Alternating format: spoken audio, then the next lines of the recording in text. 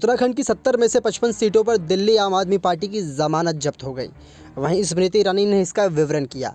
आज केजरीवाल ने दिल्ली में एमसीडी चुनाव में देरी पर दबाव डाला। मैं उनसे पूछना चाहती हूं, क्या उन्हें पता है कि नगर निगम ने पिछले साल सुधार की मांग की थी? दिल्ली सरकार ने जानबूझकर एमसीडी कर्मचारियों को 13,000 करोड़ रुपए से वंचित किया है। केजरीवाल ने नगर निगम के फंड को भूखा चुना। केजरीवाल को 13,000 करोड़ रुपए एमसीडी के बैंक खाते में जमा कराने चाहिए थे। उन्होंने सफाई कर्मचारियों के लिए फंड बंद कर दिया। यहाँ तक कि दिल्ली में पार्कों के रख रखाव के लिए फंड को भी रोक दिया गया। ऐसे नेता जिसे कम वोट मिले, यूपी में नोटा से ज़्यादा, उत्तराखंड में 55 सीटों पर आम आदमी पार्टी की जमानत जब्त होकर रह गई। और भी स्मृति ईरानी ने क्या कुछ कहा अरविंद केजरीवाल और आम आदमी पार्टी के बारे में, आप भी सुनिए। भारतीय जनता पार्टी के राष्ट्रीय प्रवक्ता भारतीय लोगों के साथ मेरा आदरणीय स्मृति ईरानी का आग्रह है कि मीडिया के साथियों को संबोधित करें। धन्यवाद अनिल जी। आज आम आदमी पार्टी के नेता श्री अरविंद केजरीवाल जी की ओर से एक हास्यास्पद प्रेस वार्ता हुई, जिसमें उन्होंने ये क्लेम किया 5 में से 4 राज्य हारने के बाद आम आदमी पार्टी की लहर है। हास्यास्पद है कि जिस आम आदमी पार्टी को उत्तर प्रदेश में नोटा से कम वोट मिला, जिस आम आदमी पार्टी की उत्तराखंड में 70 सीटों में से 55 सीटों पर जमानत जब्त हुई, और जिस आम आदमी पार्टी के गोवा में मात्र 6% वोट मिला, उस पार्टी के नेता अरविंद केजरीवाल जी देश के यशस्वी प्रधान सेवक नरेंद्र भाई मोदी पर कटाक्ष कर रहे हैं। कटाक्ष करने का कारण कि वो दिल्ली में निगम का रिफॉर्म, उसका समर्थन नहीं करना चाहते। रिफॉर्म के विरोध में अरविंद केजरीवाल स्वयं उपस्थित होंगे, ये शायद दिल्ली के नागरिकों ने कभी सोचा नहीं था। लेकिन दिल्ली के नागरिक वो नजारा भी देख चुके जब अरविंद केजरीवाल जी ने स्वतः नगर निगम का गत 7 वर्षों में 13,000 करोड़ रुपया रोक के रखा, ताकि निगम अपने कार्यों में विफल हो। आज पूर्ण विनम्रता के साथ जिनकी यूपी में नोटा से कम सीट आई, उत्तराखंड में जिनकी जमानतें जब्त हुई, ऐसे अरविंद जी से मेरे कुछ सवाल हैं। क्या अरविंद केजरीवाल जी जानते थे कि दिल्ली में नगर निगम के उच्च अधिकारियों, प्रतिनिधियों पिछले साल ही रिफॉर्म की दरकार को व्यक्त किया? क्या अरविंद केजरीवाल जी इस बात को स्वीकार करेंगे कि दिल्ली सरकार जानबूझकर 13,000 करोड़ रुपया दिल्ली में नगर निगम को ध्वस्त करने की मंशा से रोक कर बैठे हैं? क्या अरविंद केजरीवाल जी ये जवाब देने की कृपा करेंगे कि क्यों उन्होंने दिल्ली में सफाई कर्मी एवं सफाई व्यवस्था के फंड को निगम की परिधि में रोक कर रखा है? दिल्ली में जिन पार्क्स में शहर के बच्चे खेलने के लिए इच्छुक हैं, बुजुर्ग व्यायाम करने के लिए इच्छुक हैं, उन पार्कों के मेंटेनेंस का पैसा क्यों अरविंद केजरीवाल जी रोक कर बैठे हैं? झुग्गी झोपड़ी में गरीबों की दुहाई देने वाले अरविंद केजरीवाल जी साल से नगर निगम का वो पैसा रोके बैठे हैं जिसके माध्यम से जे क्लस्टर्स में विकास का काम गरीब के लिए हो सके। यह अपने आप में स्तब्ध करने वाली बात है कि निगम के माध्यम से गांव के विकास के लिए भी जो पैसा दिल्ली सरकार को देना चाहिए था, वो पैसा भी जानबूझकर अरविंद केजरीवाल जी समाप्त कर चुके हैं और उसका विरोध दिल्ली नगर निगम की ओर से कई बार उनके समक्ष हो चुका है। हम सब जानते हैं कि कम्युनिटी सेंटर्स में गरीब चाहे किसी भी समुदाय का क्यों ना हो, परिवार में बच्चे के जन्म का उत्सव मनाने का प्रयास करता है। गरीब की बेटी का ब्याह ऐसे कम्युनिटी सेंटर्स में हो, ऐसी अभिलाषा समाज में रहती है। निगम के माध्यम से ऐसे कम्युनिटी सेंटर्स में सेवा देने का प्रयास होता है, लेकिन अरविंद केजरीवाल जी कम्युनिटी सेंटर का पैसा भी रोक कर बैठे हैं। वो सड़क, वो गली जो किसी गरीब के घर तक पहुंचती है, वो सड़क ना बने, गली में खुली सुएज बहती रहे, विकास का निगम के माध्यम से काम ना हो, अरविंद केजरीवाल जी वो पैसा भी बंद कर चुके हैं।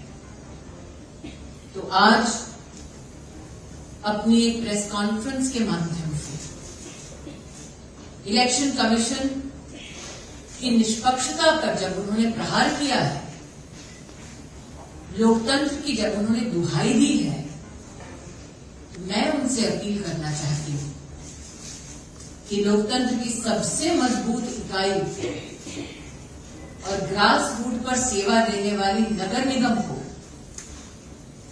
13,000 करोड़ रुपया से अब तक अरविंद केजरीवाल ने जो वंचित किया है, दिल्ली के गरीब नागरिकों की मुसीबतों को बढ़ाने का जो काम किया है,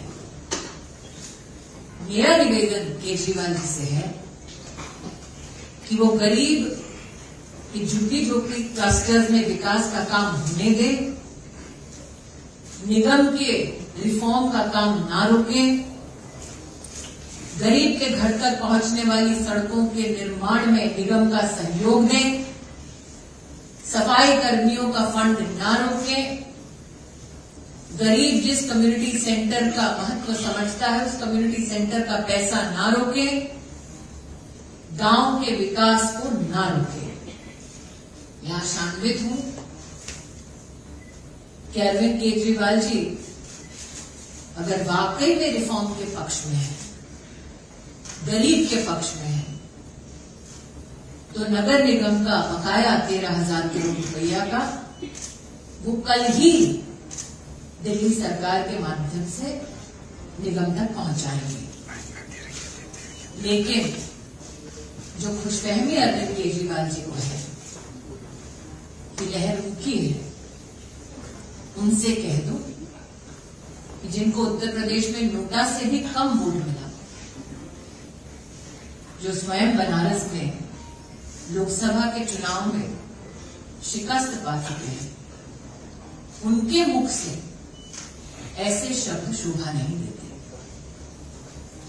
Ladies and gentlemen, today the nation was bemused to see a press introduction by the Delhi Chief Minister Arvind Kejriwal. As Indians, we should take umbrage in the fact that Arvind Kejriwal ji chose to attack the Election Commission and the electoral process that has been hailed across the world as fair and transparent.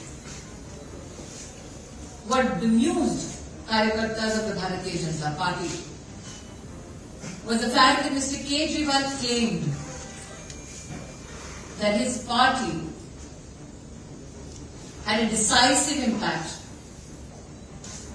in the election results that the country yesterday saw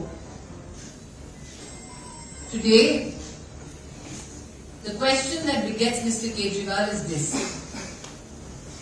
The Aam Aadmi Party received less votes than Nota in the state of Uttar Pradesh. In Uttarakhand, the Aam Aadmi Party lost its deposit on 55 seats out of 70. In Goa, the Aam Aadmi Party was reduced to a vote share of just 6%. So a leader who loses 4 state elections claims that he is the harbinger of change. But what was he the harbinger of in the national capital? In Delhi, for the past 7 years, Mr. Kejriwal himself has stopped the funds for sanitation workers. In Delhi, under Mr. Kejriwal's leadership, money that is meant for development of villages, development activities that are to be taken up by the Nagar Nigam, has been stopped by Mr. Kejriwal. Jhuggi Jhoppi clusters in Delhi are in want, in need of support from the Nagar Nigam. But Arvind Kejriwal chooses to starve the Nagar Nigam of funds. Arvind Kejriwal goes to such depths that he even stops fund flow for maintenance of parks in the national capital. Those roads that help connect poor communities, funds for the same in the Nagar Nigam have been starved by Arvind Kejriwal. Similarly, community centers where citizens belonging to all castes, creeds and religions congregate for small celebrations like the wedding of a poor daughter. Monies for those centers has been stopped by Shri Arvind Kejriwal. Today, the question most humbly that I'd like to pose to Mr. Kejriwal, was he aware that Nagar Nigams of Delhi has sought reforms last year itself? Is Arvind Kejriwal against reforms in local government bodies? And my appeal to him is this. Can you please give the 13,000 crore rupees you owe to the Nagar Nigams in the national capital? Mr. Kejriwal waxed eloquent about how he is the savior of democracy. I would like to tell him that by starving the Nagar Nigam of funds, he is killing democracy at its very grassroots. Thank you. इस विषय से जुड़ा कोई सवाल अगर आप लोगों को पूछ सकते हैं। अरविंद केजरीवाल ने ये कहा कि तीनों निगमों को एक करने का फैसला और निगम चुनाव को आगे बढ़ाने का फैसला बीजेपी इसलिए कर रही है क्योंकि चुनाव से बीजेपी डर रही है।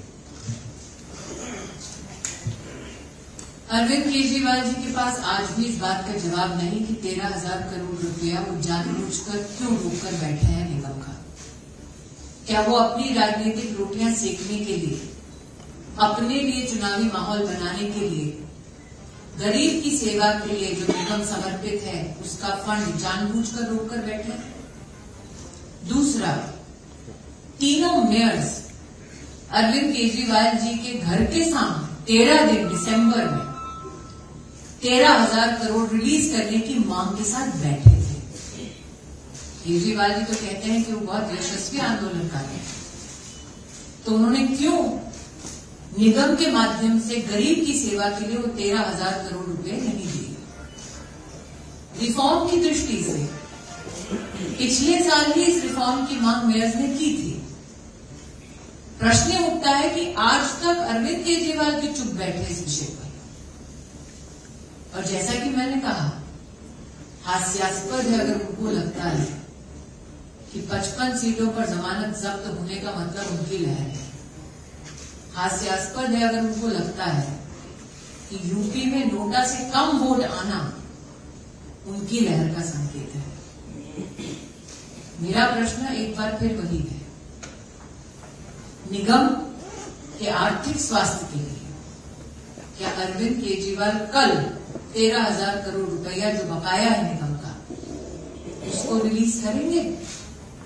क्योंकि तो अपील उन्होंने की ना कि पार्टियां आती हैं जाती हैं, देश रहना चाहिए।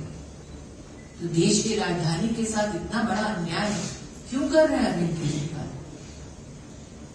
देवेंद्र प्रसाद क्वेश्चन एक क्लैरिफिकेशन है, क्या बीजेपी इस बात की पक्का अभी है कि तीनों निगमों का नोटिफिकेशन हो जाना चाहिए कि भारतीय जनता पार्टी मेयर्स की ओर से जो अपील की गई भारत सरकार को, उसके तत्वाधान में मेयर्स की वो भी पत्रावली है। निश्चित रूप से आप उनसे चर्चा करके उनका स्टैंड ले सकते हैं।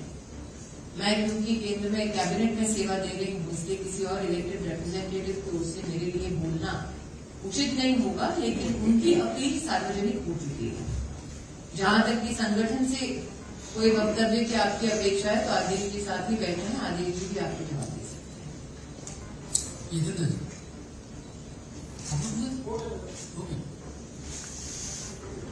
मैडम, अरविंद केजरीवाल ने आपने पीसी में कहा कि राष्ट्र बचा रहना चाहिए, केजरीवाल रहे या न रहे, मोदी जी आगे रहे, लेकिन राष्ट्र बचा रहना चाहिए। लेकिन तो जस्टिस या एक संगठन है अलगाव वाली, उसने आरोप लगाया है कि अरविंद केजरीवाल की पार्टी पंजाब में खालिस्तानियों के सहयोग से जीती।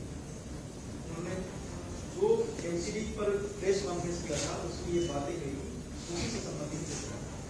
मैं इतना ही चाहूंगी रविंद्र जी, रात को निश्चित रूप से सुधीर जी इस पर स्पेशल करेंगे, तो मैं भी स्पेशल कोई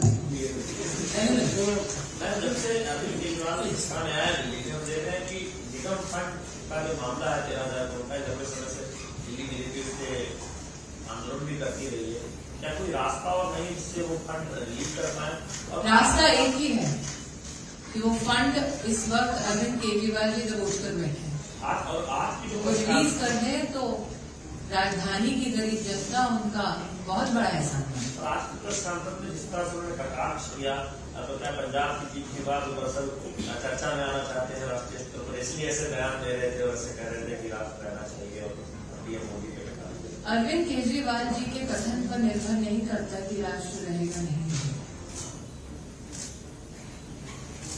अगर एक व्यक्ति एक जीत के बाद और 4 राज्यों में हारने के बाद अपने आप को राष्ट्र से बड़ा समझ ले तो उनकी खुशफहमी तो जनता ही दूर करेगी। लेकिन मैं अभी भी अपने एक ही मुद्दे पर अड़ी हूँ कि अगर वाकई में राजधानी में गरीब परिवारों की अरविंद केजरीवाल जी को चिंता है तो सफाई कर्मी के जो फंड है उसको रिलीज करें, गांव के विकास का फंड को रिलीज करें, गरीब के घर तक सड़क बने मेंटेन उसका फंड रिलीज करें, झुग्गी झोपड़ी क्लस्टर का जो फंड दबाकर बैठे हैं उसको रिलीज करें, और वाकई में लोकतंत्र की हत्या ग्रास रूट पर निगम को दबोच कर ना करें।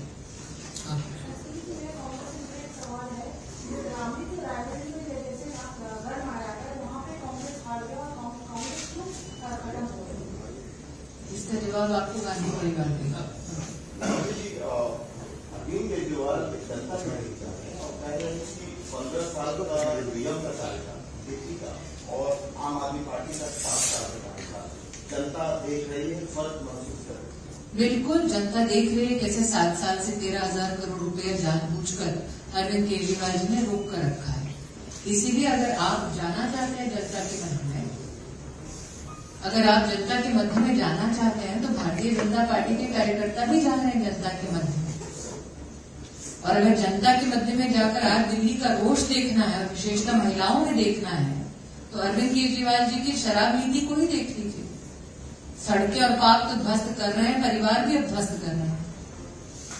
अमित जी बनर्जी कह रही है कि बीजेपी को मैंडेट मिला है वो लोकप्रिय मैंडेट नहीं है और पूरा अपोजिशन को बीजेपी के खिलाफ मिलकर लड़ने की जरूरत है।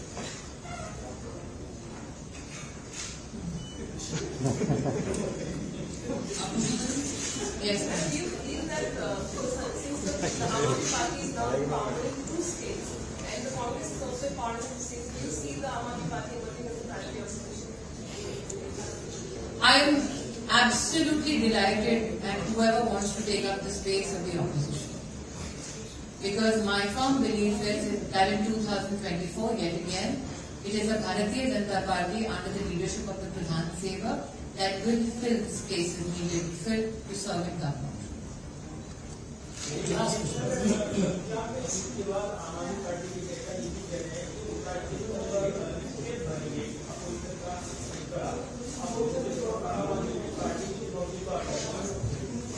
मैंने जैसे कि उस महिला रिपोर्टर से कहा कि विपक्ष की कोई भी सीट कोई भी भरना चाहे, मुझे उससे कोई आपत्ति नहीं है।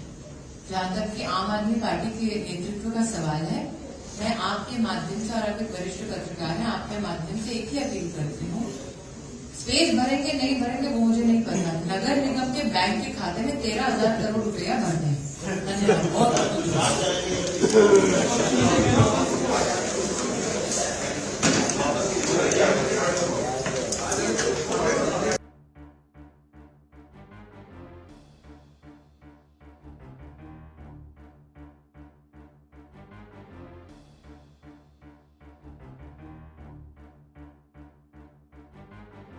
नेक्स्ट 9 नेशन की रिपोर्ट।